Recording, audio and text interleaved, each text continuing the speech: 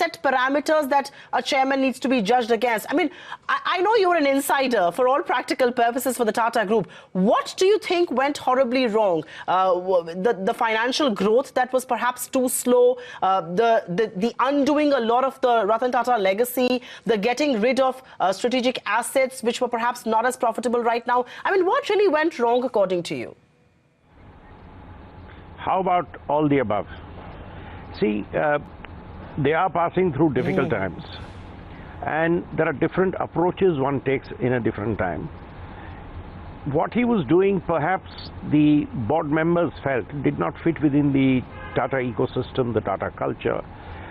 One is when you have a difficult time with an asset, when an asset becomes a challenge, one is you ditch the asset, the other is you find your way around it saying, I have created this, I will support it and nurse it back to health.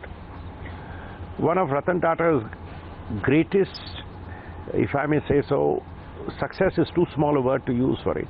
One of Ratan Tata's greatest tributes to Mother India was when he took JLR and turned it around.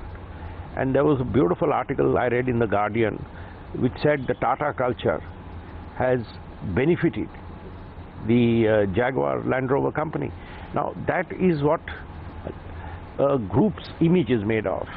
When Chorus was purchased, you know, these major acquisitions in European countries, these are, even they are private, they are government blessed.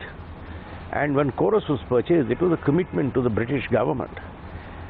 So maybe there was a feeling in the Tata board that the way these things have been handled, the way asset sales have been handled, the way the overall image of the group is shaping up is not in the vision of the Tata Sons board, and so they have acted in this manner.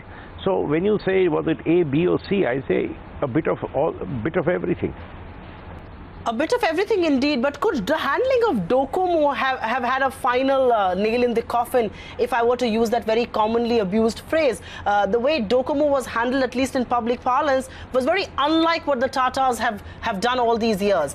Do you believe that did not go down well with the shareholders and the board at large? Because we keep referring to the Tata ethic, the Tata way of doing things, really. See, the Docomo has become a challenge. Docomo has become a challenge partly because the Reserve Bank of India changed the rules of the game after the match had begun. And why the Reserve Bank did what it did is a completely another story which we can talk about some other day. The situation is, and I take ownership of the problem, on my advice they went to the Reserve Bank and said please allow us to send this money. The Reserve Bank did agree to send the money. Ministry of Finance came down and said you cannot make rules for a single person. Now this is a typical Indian problem.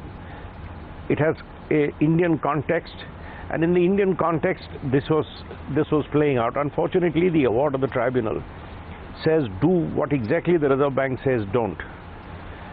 And so it's Reserve Bank which has taken this as a slight and said, you know, how dare you. And unfortunately for us, the tribunal says we are not concerned with FEMA. So if they had given a finding that FEMA permits this or something, it was another matter. Now in this legal wrangle, Tatas find themselves in a bit of a bind.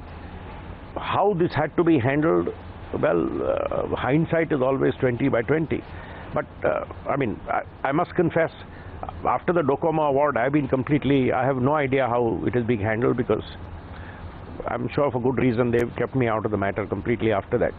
But I feel at the end of the day, I was in London for 3 weeks, as I told you, and the kind of comments which I heard were not very flattering about how it was being handled and what it would result in and so on. So I think that could have been one of the things which played out.